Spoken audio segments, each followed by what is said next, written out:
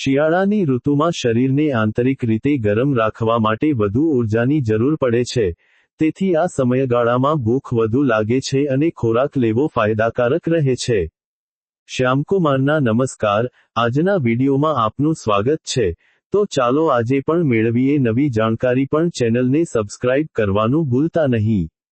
શિયાળામાં જ્યારે બહારનું તાપમાન ઘટે છે, ત્યારે આપણા શરીરનું તાપમાન જાળવી રાખવા માટે મેટાબોલિઝમ ચયાપચયની પ્રક્રિયા ઝડપી બને છે. આ પ્રક્રિયામાં શરીર વધુ કેલરી બાળે છે, જેની ભરપાઈ કરવા માટે પૌષ્ટિક આહાર લેવો જરૂરી બને છે. જો આપણે પૂરતો ખોરાક ન લઈએ, તો શરીર નબળાઈ અનુભવી શકે છે અને ઠંડી સહન કરવાની ક્ષમતા ઓછી થઈ જાય છે. વધુમાં, શિયાળામાં પાચનશક્તિ એટલે કે જઠરાગ્નિ અન્ય ઋતુઓ કરતાં વધુ પ્રબળ હોય છે. ઠંડા વાતાવરણને કારણે શરીરની અંદરની ગરમી સચવાઈ રહે છે, જે ભારે અને પૌષ્ટિક ખોરાકને સરળતાથી પચાવવામાં મદદ કરે છે. આ જ કારણ છે કે આ ઋતુમાં અડદિયા પાક, મેથીના લાડુ, ગુંદરની પેંઠ અને વિવિધ વસાણા ખાવાની પરંપરા છે.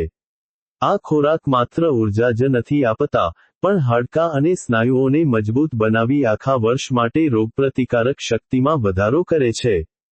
તેમ છતાં, વધારે ખાવાનો અર્થ માત્ર જંક ફૂડ કે તળેલી વસ્તુઓ ખાવી એવો નથી થતો. શિયાળામાં પ્રોટીન, હેલ્ધી ફેટ્સ અને વિટામિન્સથી ભરપૂર ખોરાક લેવો જોઈએ જેથી સ્વાસ્થ્ય જળવાઈ રહે. લીલા પાંદડાવાળા શાકભાજી, ફળો, ડ્રાયફ્રૂટ્સ અને બાજરી જેવા ગરમ તાસીર ધરાવતા અનાજનો ઉપયોગ કરવાથી શરીરને પૂરતું પોષણ મળે છે અને શિયાળાની ગુલાબી ઠંડીનો ભરપૂર આનંદ માણી શકાય છે.